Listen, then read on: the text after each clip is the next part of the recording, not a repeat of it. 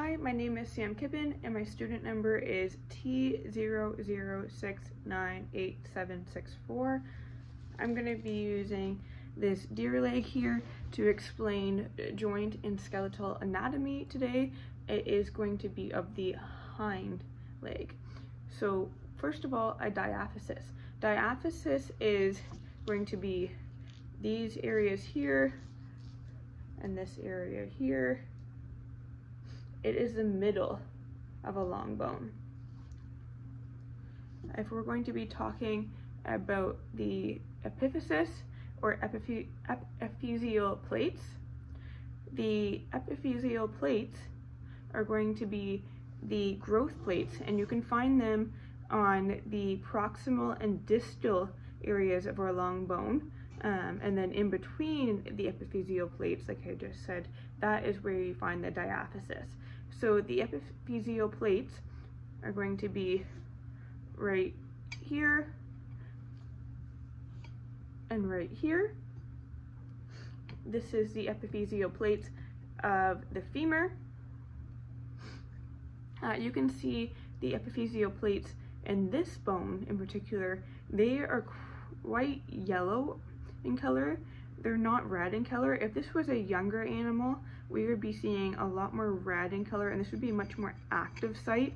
But this animal is mature, therefore these areas have become a lot more yellow and non-active, as this is the growth plate area of the bone. If we're talking about cortex or compact bone, so the cortex or the compact bone is going to be the hard areas of the bone, and you can see right along the edges here of this bone, of this femur, you can see that this is the cortex or the compact bone. The nutrient foramen. The nutrient foramen on this bone is going to be right here. This is a nutrient foramen. The nutrient foramen has a nutrient artery that runs right through it, and the nutrient artery is going to go right through to the medullary cavity, which is in right here. I've already removed the bone marrow right here, and this is going to be the medullary cavity. The importance of the nutrient foramen is that it does have a nutrient artery going through it. So the blood is going to be run through into the medullary cavity here, and it's going to be bringing nutrients, and it really allows for growth in the bone and repair of the bone. If we're talking about the periosteum is going to be the outside layer right here of the bone. So the periosteum is right here where the nutrient foramen runs through. The periosteum is going to be a very thin layer, basically such like a saran wrap that surrounds the bone. And the endosteum, you can see right here.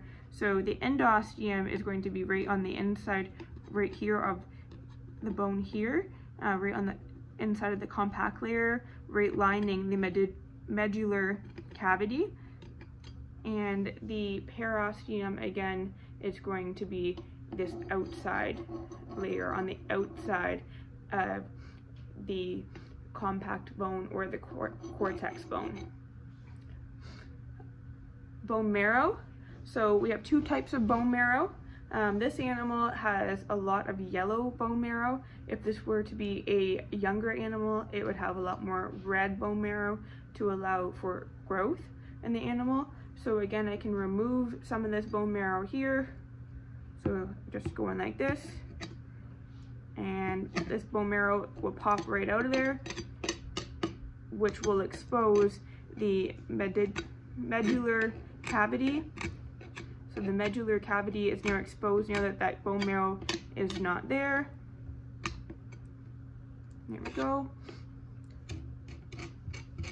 A joint capsule. A joint capsule is what holds the joint together. So you would have a joint capsule right here in the patella area of this hind leg. And the joint capsule is what holds the joint together, like I said. So there's going to be a lot of fibrous material in here to help to hold the joint together, and it's going to have a lot of ligaments in this area as well, and on top of that it's going to be or beside it is going to be a lot of articular cartilage, and the articular cartilage is going to be what allows the bone to really move back and forth. On top of the joint capsule, however, we're going to have a synovial membrane. So a synovial membrane is going to be anywhere in the joint that the articular cartilage is not. And the synovial membrane is going to secrete synovial fluid. And the synovial fluid is really important in that it allows the bacteria and the white blood cells and all of that to flow.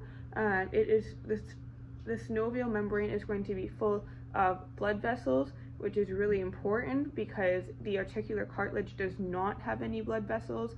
Therefore, we can't get any of that fluid, which we really need for the gliding motion of the joint.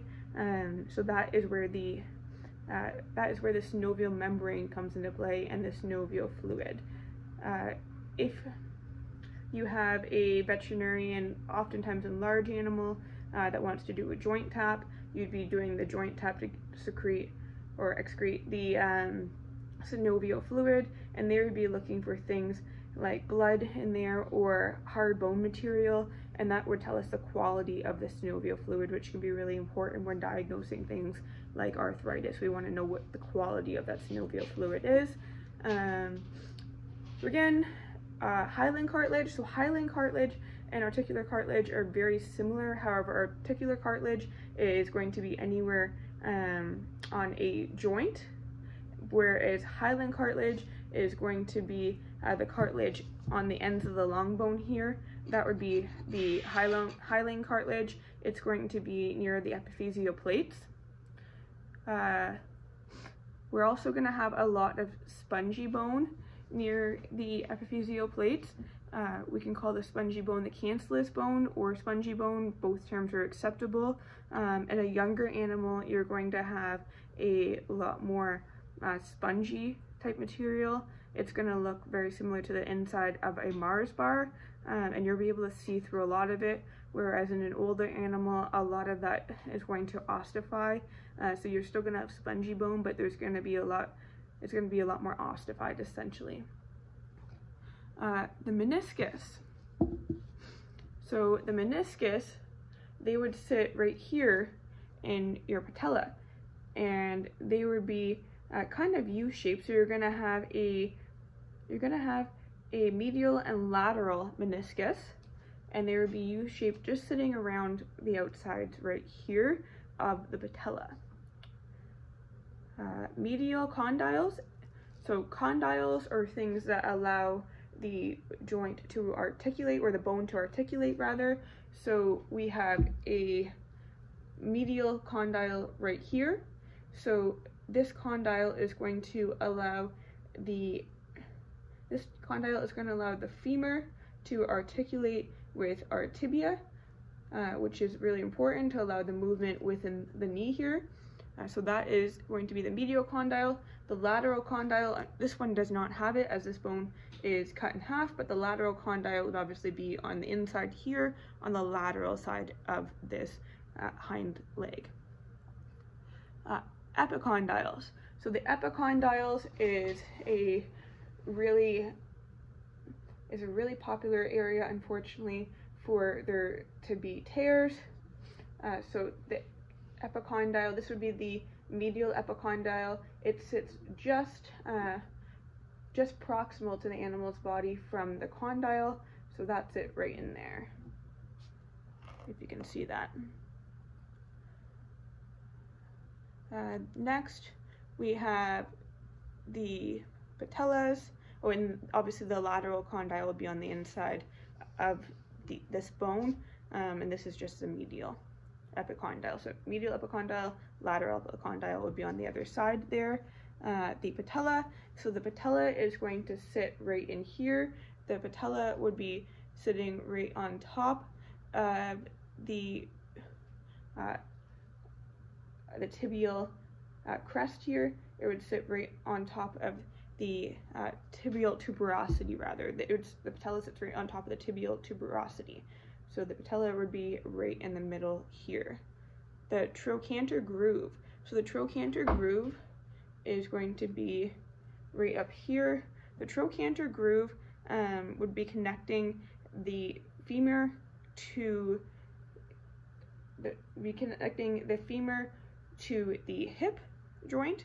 So that would be right here. The tibial tuberosity. So your tibial tuberosity would be right here, and this tibial tuberosity, this is actually where the patella will sit on top of. The patella sits right on top of the tibial tuberosity. My mistake. So fibula.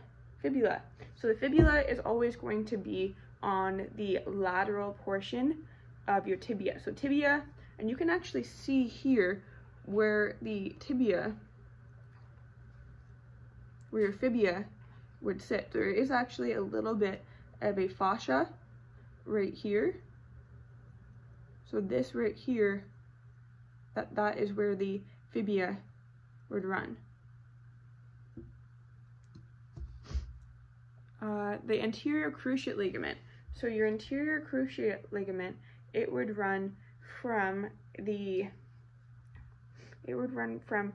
cranial portion of your tibia to your caudal portion of your femur.